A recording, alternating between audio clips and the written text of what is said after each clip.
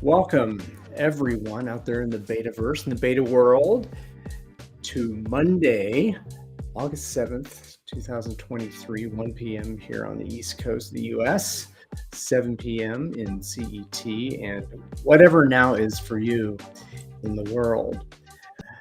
Today on BetaCodex Live, we will be exploring two very hot topics, at least I think they're hot topics out in the world of consulting: ethics and impact, as suggested by one of our two guests today. We have on the show, we have Niels Pflaeging below me, and to the right of me, or to the left, how it looks like, Silke Herman.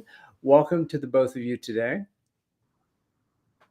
Good to be here today for our 14th edition. Silke, thank you for joining us. I think you're muted. Oh, Silke's muted. Muted. That's my problem. Now you're unmuted. My fault. Try again. Thank you very much. Happy to be here. Great. So to start off, the two topics, we're talking ethics and impact. And me personally, when the topic of ethics comes up, I think for myself individually, what do I stand for? What are my principles? And how do I show up? And when do I know that I'm giving advice that is in integrity with me? And I'm wondering for the two of you, what do you define as ethics for yourself, or how do you define ethics? Niels, Silke, whichever of you wants to go. How about Niels? We'll be graceful to our guest. So. Yes, totally. Silke, you go first. But I might mention just before Silke, before you start. The last time we already covered a few topics that are, I think, related to ethics as well. We talked about that BetaConsulting would be defined by improving the client condition, not just by enabling client politics, but by improving the client condition, which is an idea from Alan Weiss. So we talked about that. That's, I think, an ethical thing.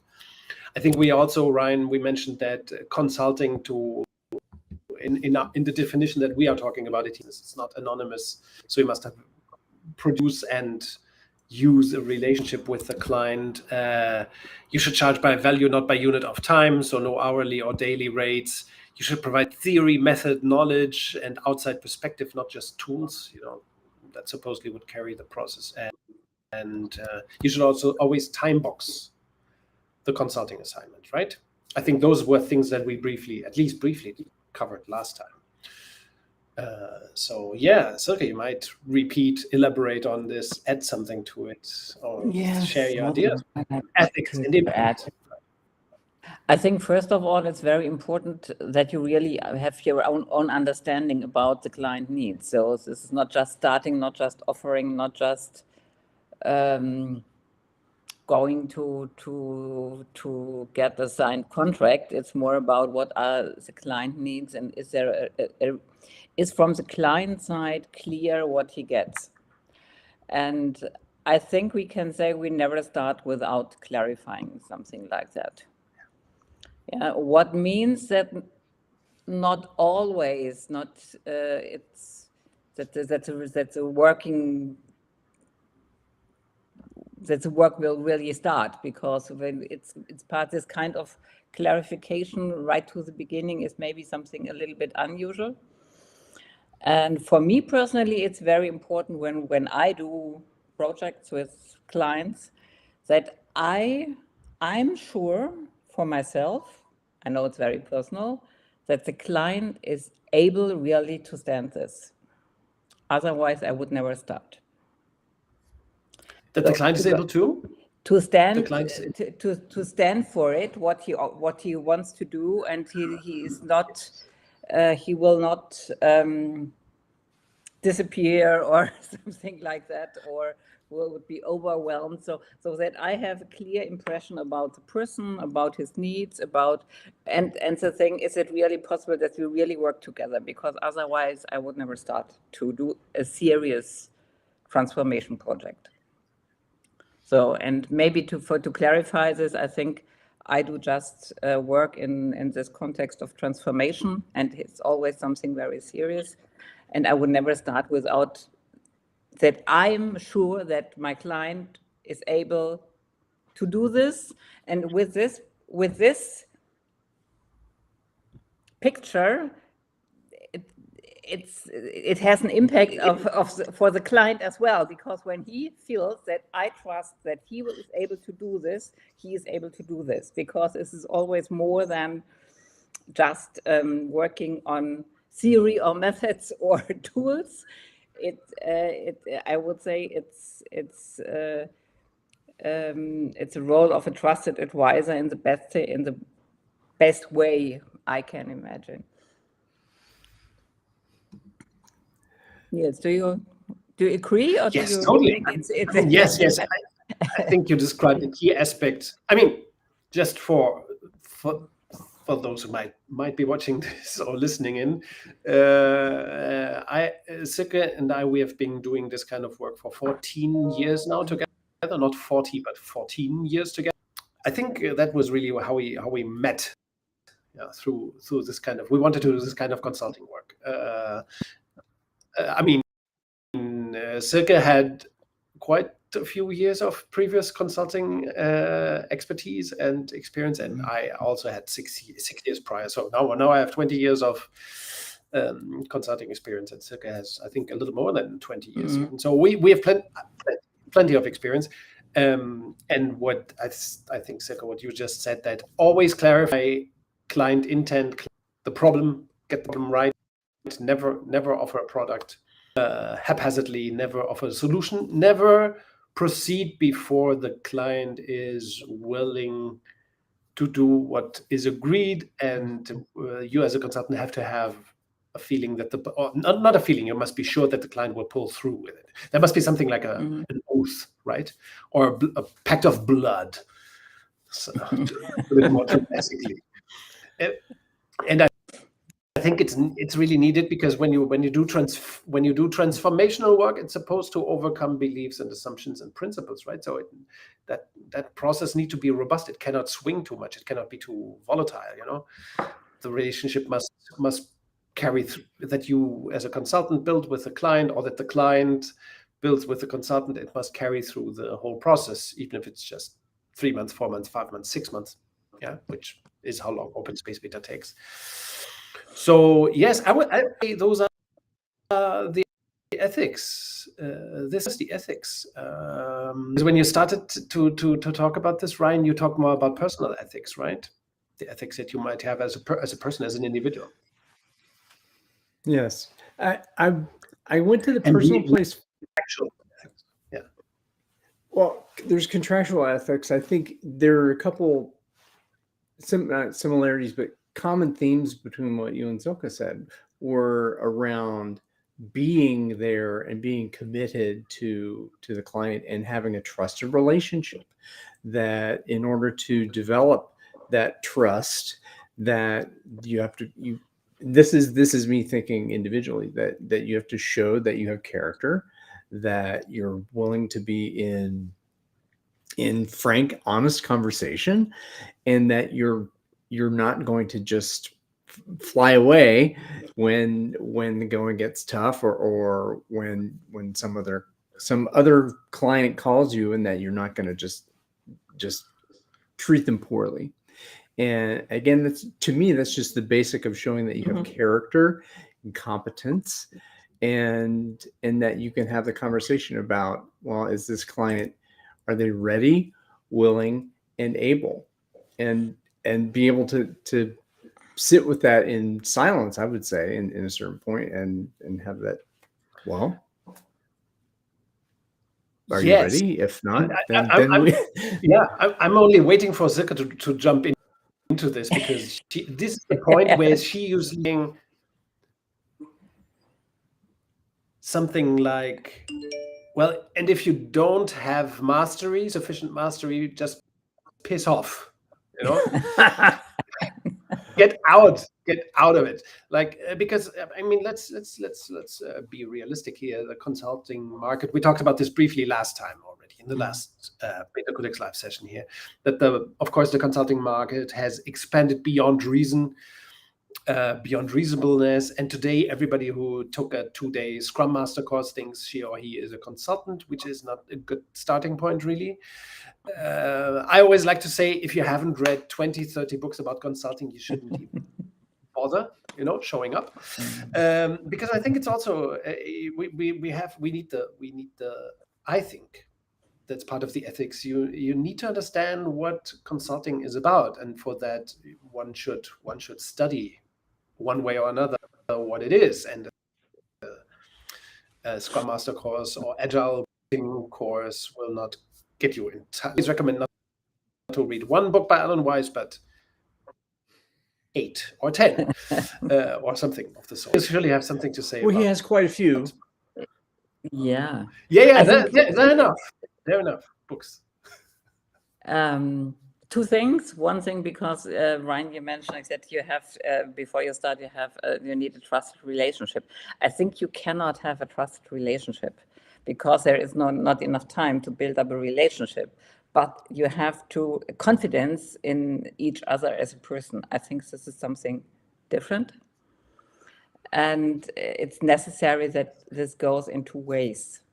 So that it's not enough that I trust or I see the confidence in the client, and it's necessary that he or she sees this as well in me as a person. So because otherwise he will become or she will become nervous when you are in the practical work, and the dynamic will be always high. So this is something. But let me address something, the second point, Niels, when you mentioned, I think it must be clear in the role of a consultant in the transformation business that you are sure that you are able to deliver. And this is something where I see that when you are in process and the dynamic is high and the needs are really different, you must be clear about yourself, about your own mastery, about your own personality. You have to deliver. Yeah. And sometimes my impression is that people think that it is enough. For example, to Niels, I read a few books, yeah, or I attended to a certification. And then it's just my part is I would say, to nudge the client, to tell him what is the I'm a good person, and I tell you where the bright side of the world is, or something like that. And this has nothing to do with consulting. Yeah, it is more than saying, oh, you have to look to the value stream or whatever. So this is usually clients are not stupid. I think you have to help the client really to do his work, and this is something different. And I think this is something what I see, for example, on social media as well. So that a lot are thinking, oh, I'm a good person. I have insights for myself. I like to share this. I will help you to make your company a better place, or something like that. What is all good, but it is not enough, and you have responsibility for the client. Well, that to me sounds like there's the way you're describing it. There's sales. Can you sell consulting, and can you paint the picture, and that's one set of skills and an area of mastery. But then can you actually deliver? And how do you maybe not present yourself, but how does one exemplify the confidence and the ability to have that conversation about what do your results look like, and what does that mean? What are the possibilities that you're navigating? Can you tell me more about that? And to show the curiosity of to going on a a path of inquiry instead of just, oh, this is this is the solution we have, this is the method, this is the technique that we use, and oh, this will be great for you. That to me doesn't scream ethics. That's just okay. That's the brochuresmanship, I think that we've heard about. So yes, as a consultant, I think, or in the role of the consultant, it's tricky to prove that you are competent and willing and able and capable of improving the client's condition, right? When you just talked, Ryan, I was reminded of a thing that Silke and I discussed a couple of years ago, and we said, okay, how if we were really competent, which we think we are, and capable, and if we have the mastery, then why don't we on our website have an offer that allows people to get our value, just buy it in the shop, 800 euros or dollars, and we promise that in the 2-hour online session that the client will have with us, we deliver value. I mean, and not more than enough, much more than the $800 or euros. So, and this is, of course, that anybody could do that, put a service in their shop, sell it online. But really that we thought, okay, as consultants, if we are not able to understand with a little bit of input from the client in one conversation, if we cannot provide meaningful, valuable help, then what kind of consultants are we? So there are, of course, 1,000 different ways to tackle this problem with this paradox, really, that Silke mentioned, that the client and the consultant at the beginning, you cannot have trust established. It's impossible because you haven't really seriously worked together, for at least you might have done a workshop or two together, yeah.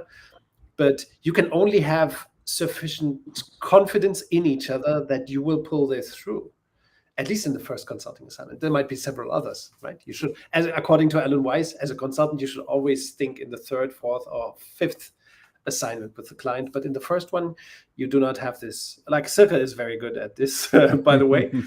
She sometimes has return clients who do more and more business with her, because she's very capable.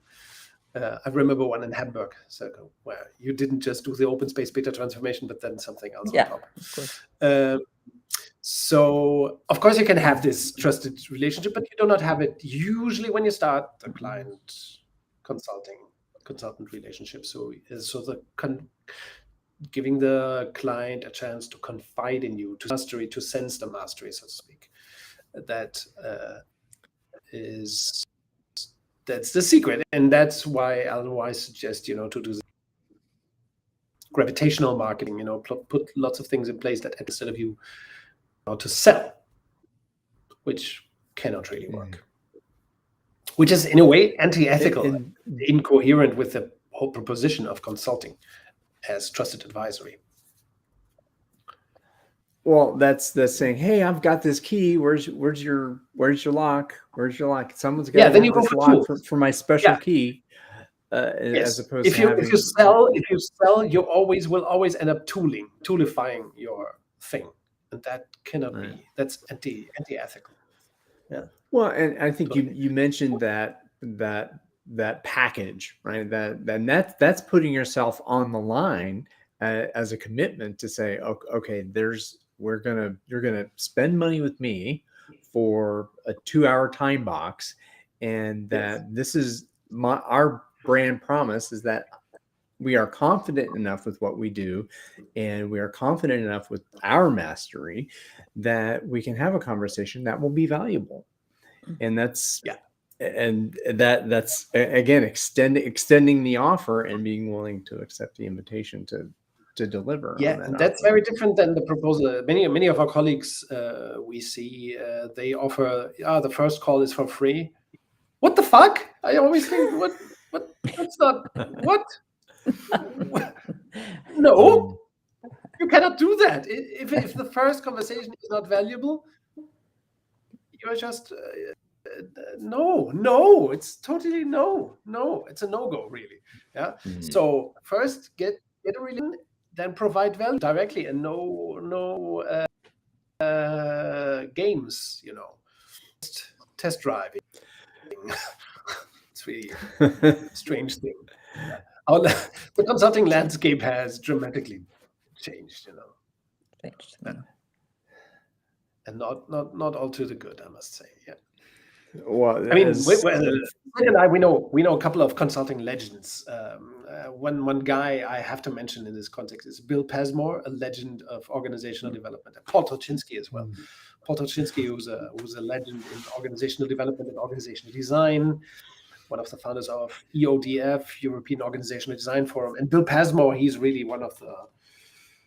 I mean, he worked with Emery and Trist, or at least one of them, right? Eric Trist and Fred Emery and so on. So those people who had, of course, but Bill Passmore is a brilliant example. He as a person, he's really brilliant. Still teaches at Columbia University and so on. Of course, he's brilliant as a person. So he has caliber, as I like to say sometimes. He has the caliber to consult, and he has substantial, knowledge of what he's doing and what he can do with clients, and that is always what I aspire to. And I think we should all. That's the ethics of consulting. I think aspiring to professional conduct, to measure ourselves against the best of our profession. And those include people like Bill Passmore. So I think that's what we should aspire to. And that invites a transition into the next topic that we are offering here today would be impact. And that how do you? This is, I guess, we're already talking about your capability. What is your capability to deliver results? And what kind of results are you going to deliver? And what real world impact do we as consultants in the BetaCodex realm? I'm trying to think of what is the promise? What is the brand promise, and how do we live up to that brand promise? And how do we articulate that impact?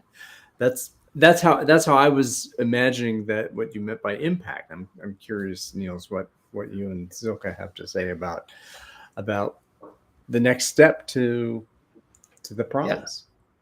Yes. I mean, this leads us directly to one of our preferred distinctions around consulting. Silke, you can then add, but just to open this up.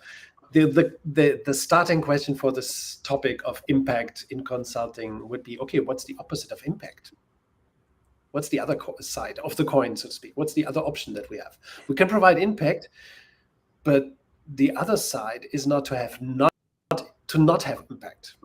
Even the worst big consulting firm, most incompetent, grossly political, corrupt consultant will, if the client buys the service, will provide an impact, but not an impact, content-wise or developing the client condition as we defined earlier, but through the political thing, through the benefit of taking responsibility. If you get that big consulting name brand, then nothing can happen to you as a client.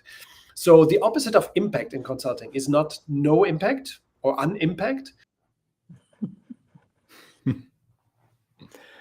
It is pleasingness, and this is what I think. This belongs in the starting baggage of every consultant. This distinction: am I being pleasing or am I being impactful? Am I slipping into conversation that is geared towards pleasingness, or am I in a conversation that's geared towards impact? Is what I'm offering a pleasing tool or an impactful challenge to the client, or creating some kind of cognitive dissonance, that might be impactful. So as consultants, also as coaches, trainers, facilitators, whatever other similar roles or relate to, we always can opt, and we always automatically opt for one of these. Am I pleasing? Am I impactful? And this is the key, I think. Do we aim at impact, or do we just scratch the client's back. Scratch my back, and I'll scratch yours. So that's a different. You're that's saying an important. We lost your network connection for a second. So I'm going pleasing versus impact. So that's what I'm. That's the distinction. I mean, tools are very pleasing. Save is very pleasing. All these shit tools that everybody knows about. Tools are highly pleasing. They can be taken by the client. The client, again, at the beginning of when we encounter a client, the client cannot and does not know what she or he wants. That's one of the paradoxes of consulting. The client doesn't know what he wants. The client cannot know, otherwise the client wouldn't need consulting. So the client will even ask for tools, but we shall not. Only if we want to be pleasing, we should offer a product. If we're ethical, we say no. I would say, Niels, I would always say selling a tool and implementing a tool has nothing to do with consulting. Nothing. Yes. Just nothing. Yeah. So I think this is part of the problem that we name it consulting. I'm implementing whatever, tool, and this is part of my consulting job. No, it isn't. It's implementing a tool, and this is a completely different work. So you are never in a social process. You are never part of of something developing. You are just delivering a tool. It's easier. I understand this, but we should not name this consulting. Very good point. Yes. Now, sounds like as a consultant and in a consulting relationship, you still have these two options of going for pleasing, going for impact. You still have it, but you're right. Or just offering a tool is not consulting. Well, there's one thing that I've, again, from the reading that I've done through the years, months, and whatever, is that there's a difference between a deliverable and an artifact and an impact, right? So that's maybe a distinction that when I hear deliverable, I think PowerPoints, I think presentations, I think we're going to do this at this time. We're going to tell you how wonderful, how great of a job we did, and then we're out. And we've left you with PowerPoints, not necessarily with enhanced capabilities or growth or development. We've just left you with some artifacts that can prove we were here. And that's an outcome, but there's no impact to that outcome. Yeah. I would say a smart client who's looking for impact would never ask you, how do you deliver impact? Never, ever. Will not do this. We'll start working with you and have an eye on you, and then it's clear or not. But never ask this question. This is, for me, the question, how do you deliver impact? Make something like this. Yes? This is a role model. And for me, it is the question, I said, okay, what kind of relationship will we have when we really work together? I never had this in conversations with serious clients with a serious need. They are asking completely different kind of questions, but never this kind of questions where you have to present or you have to advertise something. Yeah. Which, by the way, we do not write that into our consulting proposals. How we don't write the deliverables like the things that we will do into the proposal. But of course, then again, sometimes the client at some point will ask you, and I had this a couple of months ago, Niels, how many workshops will you do with us? And I immediately knew that there was a problem because then, of course, I immediately asked back to know this. I already knew, of course. I knew that the client then divided the consulting fee by workshop days to calculate how expensive the individual workshop would be, and if that would be cheap or expensive, of course. Right? So these are the things, of course, that are not at all impact related. They are the opposite of impact related. If the client asks about the deliverables, How many hours, how many workshops, how many documents checked or whatever, or how many reports signed, how many PowerPoints delivered, then you know that you are on track in the consulting relationship and what you're doing, that you're not on the path to impact. Yeah. You're not working with someone, you're working for them. You're doing their bidding. Yes. And of course the consultant needs, which is I think part of the ethics of consulting, you need to maintain this relationship. You cannot be superior to the client, that will not hold, and you cannot be inferior. The client cannot look down on you. So you are either here or you are fucked, really. So, and again, I have to jump in. Well, this is a beta thing too. This is that how do we behave as teams? We're not dependent on an authority, that we as colleagues delivering value for the market that we're serving, we are doing this together. And it's important that we have tension, that there's this social density. And I'm guessing even in the consulting relationship with the client, that you want to have this, that we're working together on this. We're in partnership. We are colleagues, and that there's a play, there's a music to that relationship that you have to be with, and not just I'm going to conduct you and you're going to do this, and I am the power and the authority, and thou shalt receive my deliverables. So yes, you just reminded me of these. There's some videos with Edward Deming on YouTube from the 1980s, beginning of the 1990s, in which he is interviewed about his consulting work.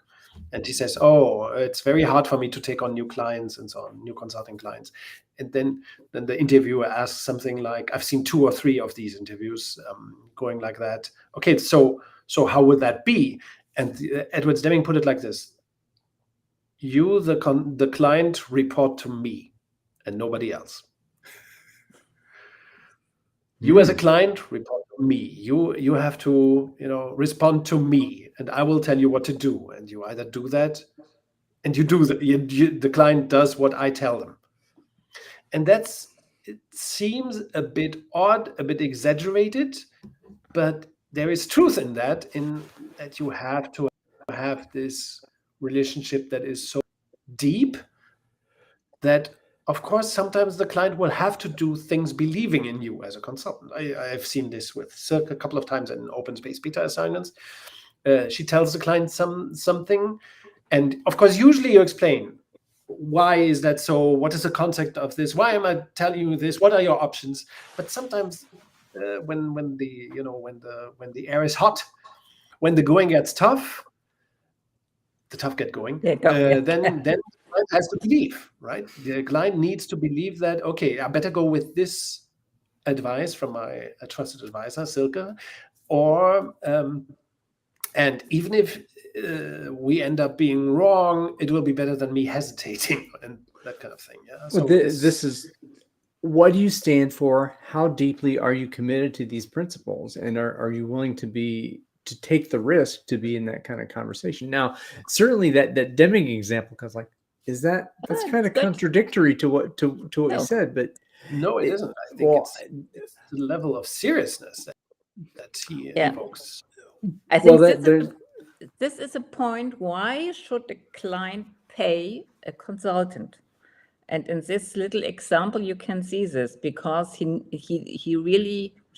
needs a consulting, an advice, a serious advice. And giving advice means not, maybe you should think about this, or maybe we can talk about this tomorrow again. This has nothing to do with it. So when they said the air is hot, you can say, you do this right now, within the next 2 hours, please, and then call me back. So this is this kind of working relationship. It's not commanding or making the client obey. It's just saying, okay, now it's serious. Now it counts. Every minute counts. It's serious. And situations will happen. Well, and and this maybe comes into increasing my understanding that when we're talking about you are in an advisory role, and if the client really cares about what you're doing and that they're committed to having you there, I would imagine, and this, please tell me from your experience, that they will come back and say, well, I don't understand that. And I have this feeling about this. I hired you for this, but what are you telling me? And why are you telling me that? So, and again, hearing the Deming example, it tells me, well, that a client who really cares is not just going to wilt back and say, oh, all right, well, we'll do that. I would think that they'll come back and that they'll engage and say, I really care about this. Okay, now we're with each other and let's do that. So am I hearing that right, or am I just way off? Way off the beginning of the relationship. Yeah, at the beginning of the consulting relationship, you have to, okay, we're doing this, yeah. But then in the process of transformation, there will always be this kind of what we sometimes, with a little bit of humor, but we call it there will be a period that we call smilingly the moment of truth, or the week of truth. There will be pressure on the pot. There will be trouble. There will be irritation within the organization, maybe a little bit of conflict too. Yeah, this always happens because transformation is not without heat. It just isn't. It's like revolution, for example. There will always be some kind of stirring up, escalation at some point. So you have to deal with this confidently and competently, and the client, as being part of this process of energy and heat, the client will always have difficulty of analyzing this coldly from a distance, so to speak. That's the role of the consultant, to provide this outside perspective. And that's where it is important that the client is capable of taking advice and acting promptly, because all else might lead to disaster. So this is not about getting away from this kind of relationship. What we're talking about, what Deming, I think, is talking about, is this: if we have this relationship, we can do anything. Yeah. But if we lose this, then rien ne va plus. Yeah. Nothing is possible anymore. So I think this is what we're talking about. Silke, anything to add? Yeah, I think when it's a question when it counts. Yes, and in this kind, so practically it does not happen. Oh, now we have a meeting and then we're talking to each other, and I tell you a little bit what to do. Or it usually doesn't happen. So you get a call. This happened today. It smells like a crisis. Sometimes you say, cool down. I had this so many times. Doesn't matter. And the client becomes calmer. Or you say, okay, thank you very much. Let's talk about this. Let's clarify this. Can you please do this and this? And then we have the next call, or I will come tomorrow. Yes, I book a flight right now, and tomorrow I will be there. This kind of work. So, and this makes a difference. And in this kind of situation, it's clear as a consultant, you have to know what to do. It's good when you have a good supervisor as well. So I think, for example, when we talk about ethics or impact, for me, supervising is something what makes a difference, working in a professional way or not. So it's always, what we always do is, and we're doing this, by the way, for colleagues as well, going in a supervisory role. So when we say, okay, now I'm too close, maybe, it's very important that another person has a different kind of look on it. So, and I take this kind of advice. The consultant also needs an outside perspective when the heat is on. So having somebody to supervise you in difficult situations, assignment is important. And of course, Silke and I have the advantage of doing this for each other when we need it. Silke supervises me when I need it, and I I think I can supervise her when she needs it. And we also do this for colleagues and peers in their consulting assignments. And I think I would never do serious consulting work without having somebody like that backing me up. It's really important. It's part of the quality or the ethics, both the ethics and the impact of consulting and of beta consulting, which we are discussing here. You know, have somebody backing you up. Yeah, supervision, very important principle. Feels as if this. Yes, please, okay. No, everything is fine. It's okay. I was going to say that to me at this point, it feels like we're coming to a natural place to go into our live meeting on Zoom if someone who is out there in the world wants to join us and continue the conversation. Do either of you have any final words to share that we could put in a clip or something like that in terms of what are ethics and impact for beta consulting? Oh boy! Now you want to get me. You can say we've said what we're going to say, and that's the secret. We're going to talk about that in live. So, I think maybe one point, because when people start doing consulting business, and this is something, it's easy to talk about this when you do this for more than 20 years. It's clear, yeah.